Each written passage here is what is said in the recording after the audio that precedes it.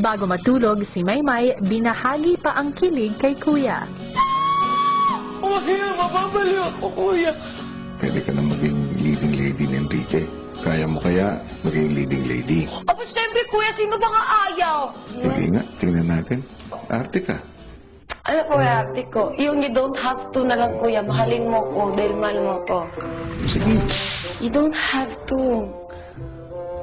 Huwag mo naman ako mahalin dahil mahal kita. Kulang. Ay, gusto mo talaga yung bongga-bongga? Kulang ng emotion. Ah, sige, sige. Same lines. Pero, horror na.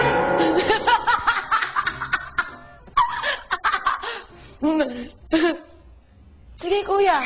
Horror, take one. Ano? Mahal mo ako? Huwag mo akong mahalin dahil alam mo mahal kita.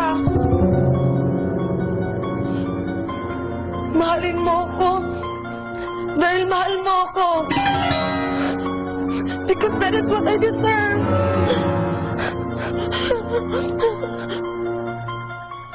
Cut. Action scene. Ano? Mahal mo ako? You don't have to. Huwag mo naman akong mahalin dahil mahal kita.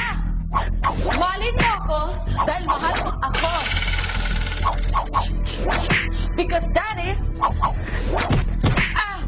yeah, what I deserve. Paano kaya kung yung eksena may taning na yung buhay mo? Ano? Mahal mo? Ewan ko sa'yo.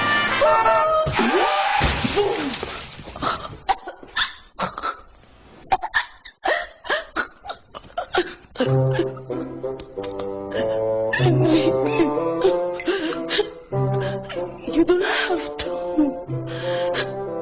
Huwag mo kong mahalin dahil mahal kita. Mahalin mo ako. Dahil mo ako.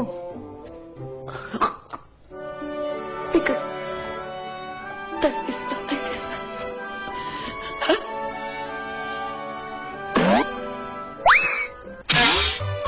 Cut. Pwede ka ng leading lady?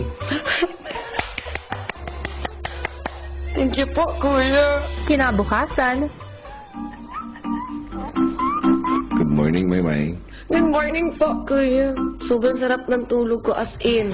Yung sobrang, oh my God, tapos ang tibok ng puso ko pagising ko sa umaga, parang, yun yung tibok ng puso ko, Kuya, pag may boyfriend ako. Si Enrique kaya, sarap kaya ang tulog ni Enrique. Bangungot po, Kuya. si Maymay tila may hangover pa rin sa pagkikita nila ni Enrique. Sobrang saya ko, Casey. Alam mo, hindi mababayaran ng kahit ano. Alam mo, Casey, hanggang sa pagtanda ako siguro, daladala ko to. Tsaka naisip ko, lahat naman talaga yung makuha mo talaga kung yung pangarap mo talaga. Kaya ang dapat po natin gawin, maging inspirasyon. Ano, kung nangyayari sa buhay natin, mag-enjoy, discover new things. Ay. Guys, masira na yung salamin. Tsaka, Grabe si Ate Maymay, grabe pa eh. makita ko lang siya okay na. Pero sobra, Kuya eh. Marami siyang binigay. Lahat po, pati siguro yung mga bulati ko, Kuya. Nagdidigmaan na rin sa kilig talaga. Ganun talaga sila, Kuya. Pinapunta ni Kuya si Maymay sa confession room.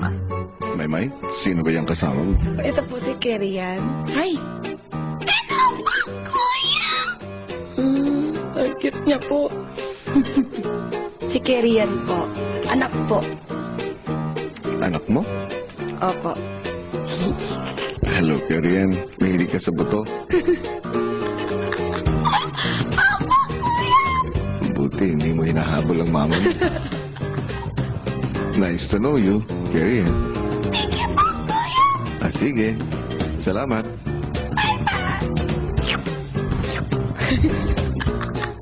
Paglabas ng confession room, inaliw ng housemate si Kerian. Ang mga ninong mo yan. Oh, ito yung 50 pesos ha. Para sa Christmas, tago mo yan ha. Huwag mo isis. Ginala mo naman yun. No, just ano.